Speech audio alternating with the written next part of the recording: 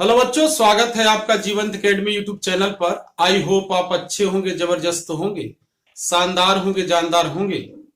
बच्चों, पिछली क्लास में हमने आर.एस. अग्रवाल की किताब की सॉल्यूशन क्लास यूपी पुलिस की तैयारी कर रहे छात्रों के लिए स्टार्ट की है।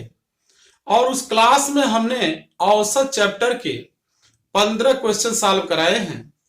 आर.एस. अग्रवाल की किताब का विशेष महत्व है क्योंकि आर.एस. अग्रवाल की किताब में दिए गए प्रश्न और यूपी पुलिस परीक्षा में पूछे गए प्रश्न मेल खाते हैं। इसलिए यह किताब काफी इंपॉर्टेंट है।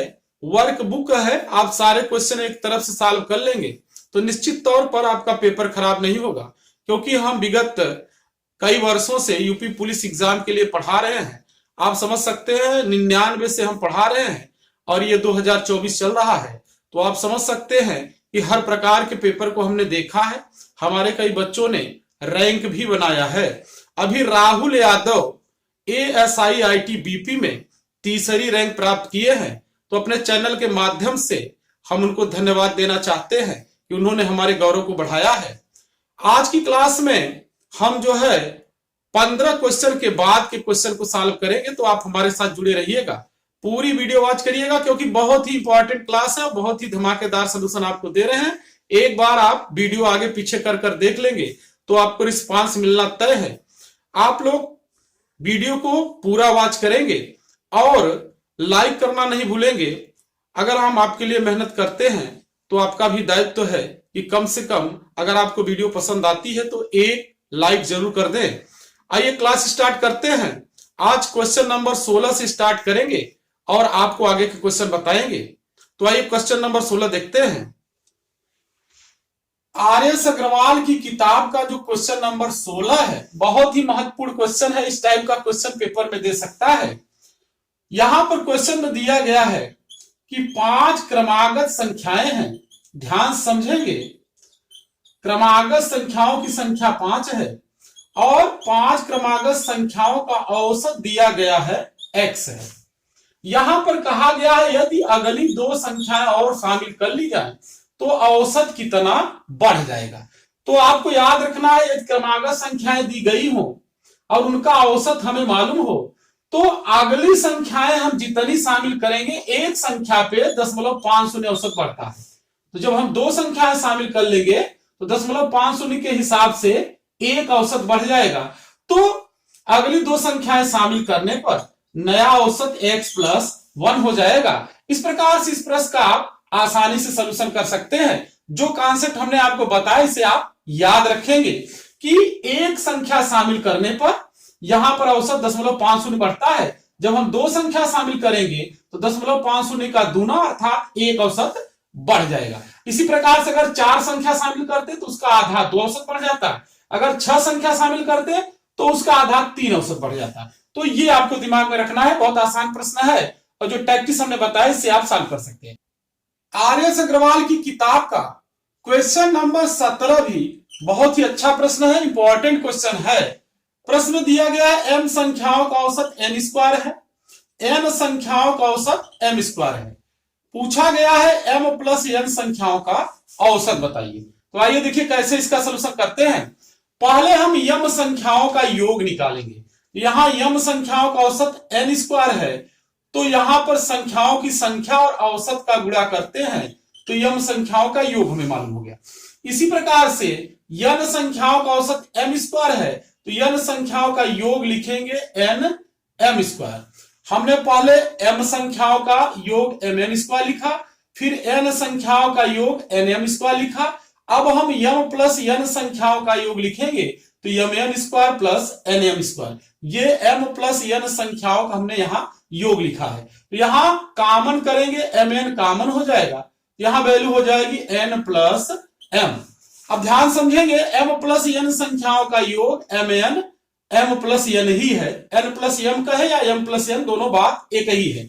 अब m+n संख्याओं का औसत पूछा गया है, तो औसत निकालने के लिए यहां पर m+n संख्याओं का जो योग हमने निकाला है इसे लिख लेंगे और m+n संख्याओं की संख्या से हम भाग कर देंगे। तो यहां m+n से m+n कट जाएगा, तो m प्लस n संख्याओं का औसत हमने प्राप्त किया mn। तो इस प्रकार से इस प्रश्न को आप आसानी से सॉल्व कर सकते हैं। बहुत ही अच्छा प्रश्न है और यह प्रश्न कई एग्जाम में पूछा गया है। आइए क्वेश्चन नंबर 18 पर चलते हैं। आर.एस. अग्रवाल की किताब का क्वेश्चन नंबर जो 18 है, इसमें दिया गया है 3 संख्याओं का औसत 7 है। तो आपको ध्यान रखना है, न तो प्रश्न में कहा जा रहा है कि ये क्रमागत धन संख्या है, न तो सम संख्याएं कहा जा रहा है, न तो विषम संख्याएं। तो संख्याओं को हम x, y, z या एबीसी मान सकते हैं। अब इनका औसत 7 दिया गया है, तो अगर इनका औसत 7 है, संख्याएं 3 है, तो 3 से गुणा कर देंगे तो तीनों का योग हमें मालूम हो जाएगा। तीनों संख्याओं का योग 21 होगा। अब प्रश्न में आगे कहा गया है पहली 2 संख्याओं का औसत 4 है, तो तीसरी संख्या बताइए। अब यहां पर यदि पहली 2 संख्याओं का औसत 4 है, तो पहली 2 संख्याओं का योग हम लिखेंगे 2 गुणे 4 8। तो यहां पर x प्लस वाई की जगह हम 8 सेट कर लेंगे, 8 प्लस जेड बराबर 21 कर देंगे।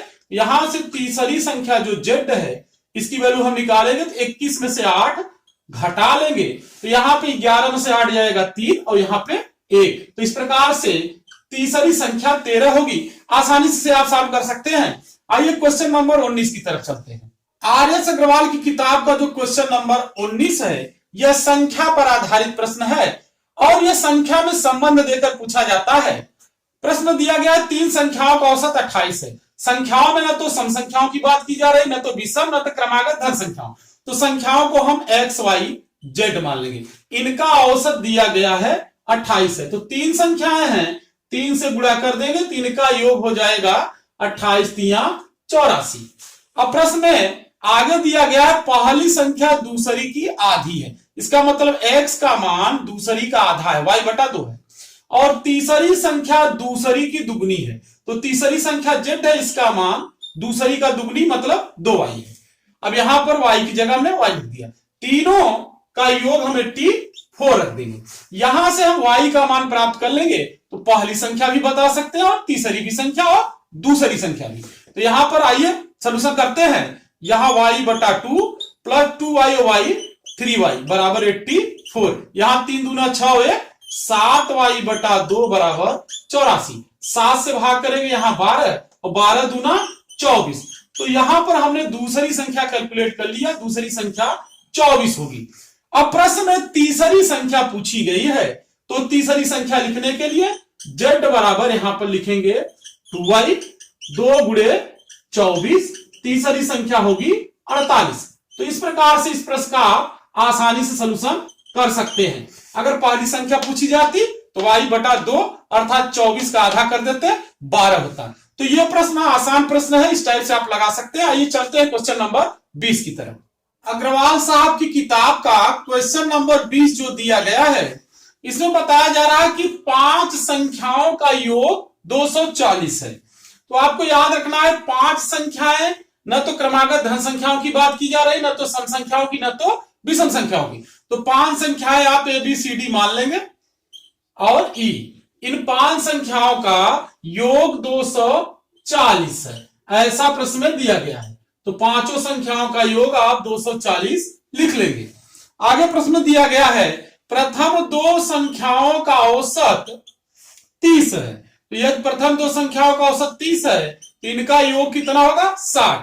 अंतिम 2 संख्याओं का औसत 70 है। तो अंतिम 2 संख्याओं का अगर औसत 70 है, इनका योग कितना होगा 140। तो यहां पर देखिए प्रथम 2 अंतिम 2 4 संख्याओं का योग हमें मालूम हो गया। तो 240 के योग में इन 4 संख्याओं का योग भी होगा। यहां पे तीसरी संख्या पूछा गया है, तो यहां 240 के योग में से इन 2 संख्याओं का योग घटा देंगे। तो 140 में 60 जोड़ देंगे तो 200।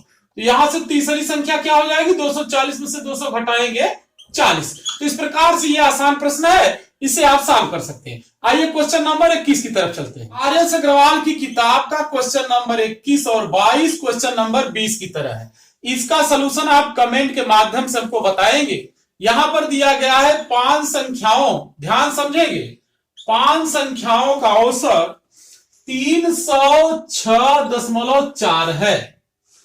इनमें से पहली 2 संख्याओं का औसत 431 और अंतिम दो संख्याओं का औसत, अंतिम दो का मतलब डी और ई का, अंतिम दो संख्याओं का औसत 214.5 है। तो तीसरी संख्या बताइए। यह क्वेश्चन नंबर 21 है। और क्वेश्चन नंबर 22 भी इसी प्रकार से है। 5 संख्याओं का औसत 65 है। इस बार औसत दिया गया है। प्रथम दो संख्याओं का औसत 81, इसका मतलब ए बी का औसत 81 है।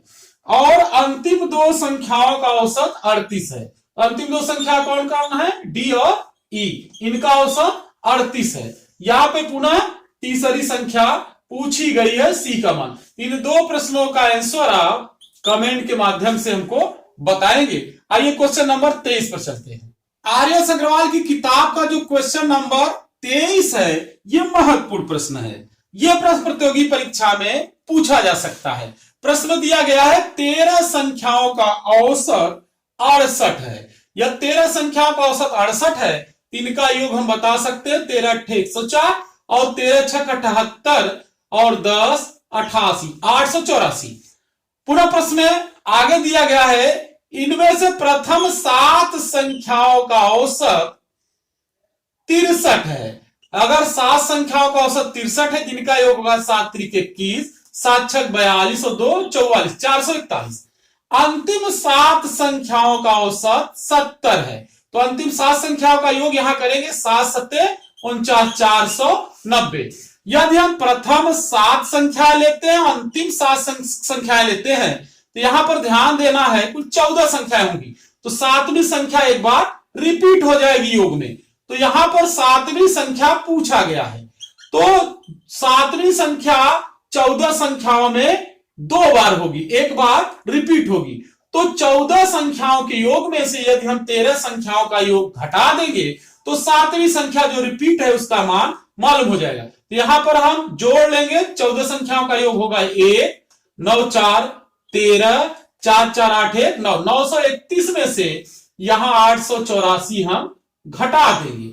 यहां 11 में 4 गया 7 और यहां पे 12 में से 8 गया 4। इस प्रकार से 7वीं संख्या जो रिपीटिंग संख्या है, यही मध्य संख्या भी होगी, इसका मान 47 होगा। इस प्रश्न को आप आसानी से लगा सकते हैं। आइए क्वेश्चन नंबर 24 की तरफ चलते हैं। आर्य एस अग्रवाल की किताब का क्वेश्चन नंबर जो 24 है, उसमें दिया गया है ए बी का औसत 20 है। तो यदि ए बी का औसत 20 है, तो दो संख्याएं हैं, इनका योग हो जाएगा 40। इसी प्रकार बी और सी का औसत 19 है। तो यहां पर दो संख्याएं बी और सी, इनका योग हो जाएगा 38। इसी प्रकार से सी और ए का औसत दिया गया है, प्रश्न में 21 है। तो यहां पर सी और ए का औसत 21 है, दो संख्याएं होंगी तो योग हो जाएगा 42। यहां पे ए बी, बी सी और सी ए, इन तीनों जोड़ों को अगर हम जोड़ेंगे तो ए 2 बार, बी 2 बार और सी 2 बार आएगा। तो 2 कॉमन करेंगे, ए प्लस बी प्लस सी का मान। यहां पे वैल्यू जोड़ लेंगे तो 8 × 2 = 10, 4 × 3 = 7, 4 = 11, ये 12, 120 होगा। 2 से डिवीजन कर देंगे तो ए प्लस बी प्लस सी का मान यहां 60 होगा। इस प्रकार से ए प्लस बी प्लस सी का मान आप कैलकुलेट कर लेंगे। जब ए प्लस बी प्लस सी का मान हमें मालूम हो जाएगा, तो हम ए की भी वैल्यू निकाल सकते हैं, बी की भी और सी की भी। यहां प्रश्न में ए की वैल्यू पूछा गया, तो तीनों का योग 60 है। इन तीनों के योग में से बी और सी का योग 38 हम घटा देंगे तो ए की वैल्यू मालूम हो जाएगी। 10 में से 8 गया 2, यहां 5 में से 3 गया 2, तो ए की वैल्यू 22 होगी। तो इस प्रकार से आप ए का मान निकाल सकते हैं। यदि बी का मान पूछता तो ए और सी का योग घटाते, यदि सी का मान पूछता तो ए और बी का योग हम घटा देते। यहां पर ए का मान पूछा गया था, इसलिए हमने बी और सी का योग 60 में से घटा दिया। तो यहां बी और सी का योग 38 था, 38 को 60 में से हमने घटा दिया तो ए की वैल्यू 22 होगी। तो आसानी से प्रश्न को लगा सकते हैं। ये क्वेश्चन नंबर 25 पर चलते हैं। आर्य एस अग्रवाल की किताब का क्वेश्चन नंबर 25 क्वेश्चन नंबर 24 से मैच करता है। तो इसका आंसर आप सॉल्व करके कमेंट के माध्यम से हमें आप बताएंगे। यहां पर दिया क्या है, प्रश्न को समझ लीजिए। ए और बी का मासिक आय 14,000 रुपए है। ध्यान समझेंगे, इसी प्रकार बी और सी का मासिक आय 15,600 रुपए है। इसी प्रकार ए और सी का मासिक आय 14,400 रुपए है। प्रश्न में पूछा गया है बी का मासिक आय क्या होगा। तो आप पूर्व में जो हमने क्वेश्चन नंबर 24 लगाया है, सेम टाइप से आप सॉल्यूशन करके हमें आंसर कमेंट के माध्यम से बताएंगे। आइए क्वेश्चन नंबर 26 पे चलते हैं। आर.एस. अग्रवाल की किताब का जो क्वेश्चन नंबर 26 है, इसमें दिया गया है किसी समूह के 9 विद्यार्थियों का औसत अंक 63 है। इनके अंकों का योग हम कर लेंगे। 9 त्रिक 27, 9 छक 54, 55, 56, 567 होगा। इनमें से 3 विद्यार्थियों के अंक दिए गए हैं। तो 3 विद्यार्थियों के अंक जो दिए गए हैं 78, 69 और 48। शेष 6 विद्यार्थियों के औसत अंक पूछे गए हैं। तो आइए देखिए कैसे इसका सलूशन करेंगे। यहां पे 9 विद्यार्थियों के अंकों का योग 567 है। उसमें से इन 3 के अंक जोड़कर घटा देंगे तो शेष 6 के अंक हमें मालूम हो जाएंगे। तो शेष 6 के अंक हमें लिखने के लिए 567 में से इन तीनों का योग घटाना पड़ेगा। तो 9 8 17 और 17 8 25 हासिल लगा 2, 4 2 6 6 12, 12 7 19, 195। तो शेष 6 विद्यार्थियों के अंकों का योग यहां पर हम पता करेंगे। 7 में से 5 गया 2, यहां पर 16 में से 9 गया 7, यहां 4 में से गया 3, 372। तीन शेष 6 विद्यार्थियों का औसत अंक हमें पता करना। 372 में 6 से भाग कर देंगे तो यहां 6 6 36, 1 बचा, 6 दूना 12। तो शेष 6 विद्यार्थियों का औसत अंक 62 होगा। इस प्रकार से आसान प्रश्न है, आप लगा सकते हैं। आइए क्वेश्चन नंबर 27 पे चलते हैं। आर.एस. अग्रवाल की किताब का जो क्वेश्चन नंबर 27 है, इसमें दिया गया है गणित में 28 छात्रों द्वारा प्राप्त अंकों का औसत 50 था। यदि 28 छात्रों द्वारा प्राप्त अंकों का औसत 50 था तो इनके अंकों का योग हम बता सकते हैं। 8 पंजे 40, 5 दूना 10, 4 14, आगे 0 और बढ़ा देंगे। अर्थात 28 छात्रों के अंकों का योग 50 के औसत से 1400 होगा। प्रश्न में आगे बताया गया 8 छात्र विद्यालय छोड़कर चले गए। यदि 8 छात्र विद्यालय छोड़कर चले गए तो बचे कितने? 20, जिससे शेष छात्रों का औसत प्राप्तांक 5 बढ़ जाता है। शेष मतलब ये जो बचे हैं 20, इनका औसत प्राप्तांक 5 पहले से बढ़ जाता है। पहले 50 था, अब औसत प्राप्तांक 55 हो जाएगा। 5 जोड़ लेंगे तो 20 के अंकों का योग यहां हम बता सकते हैं। 55 दूना 110, 1100 होगा।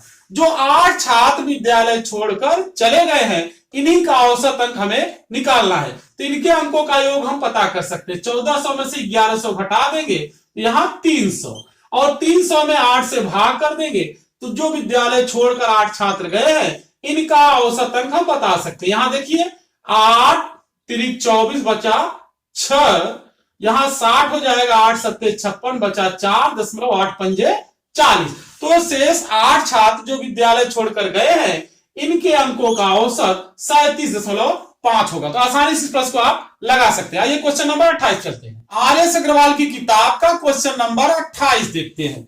किसी कक्षा में विद्यार्थियों का औसत प्राप्तांक 68 है। कक्षा में विद्यार्थियों का औसत प्राप्तांक 68 है तो कक्षा में विद्यार्थी का आशय गर्ल्स भी होंगे और बॉयज भी होंगे, अर्थात लड़कियां और लड़के दोनों होंगे। विद्यार्थी में लड़के और लड़कियां दोनों आ जाते हैं। गर्ल्स का औसत प्राप्तांक अलग से दिया गया है, 80 है, और बॉयज का औसत प्राप्तांक 60 है। प्रश्न पूछा गया है कक्षा में कितने प्रतिशत विद्यार्थी लड़के हैं, अर्थात बॉयज का हमें परसेंटेज निकालना है। तो मिश्रण के नियम से पहले हम गर्ल्स और बॉयज का अनुपात पता करेंगे। यहां 68 में से 60 घटाएंगे 8, और यहां पर 80 में से 68 घटाएंगे, 10 में से 8 गया 2, यहां 7 में से गया 7 में से 6 गया 1। अब यहां पे हम अनुपात बनाएंगे 4 दूना 8, 4 तिया 12। इस प्रकार से गर्ल्स और बॉयज का अनुपात 2 संबंधे 3 होगा। अनुपाती योग करेंगे 5। बॉयज का प्रतिशत बोला गया है, तो बॉयज यहां होंगे कुल संख्या का 3/5। 3/5 फ्रैक्शन है, 100 से गुणा कर देंगे तो ये परसेंटेज बदल जाएगा। 5 दूना 10, 20 तिया 60%, अर्थात कक्षा में बॉयज जो है 60% है। अगर बॉयज 60% है तो गर्ल्स कितने होंगे? 40%। इस प्रकार इस प्रश्न को आप आसानी से लगा सकते हैं। आइए क्वेश्चन नंबर 29 पर चलते हैं।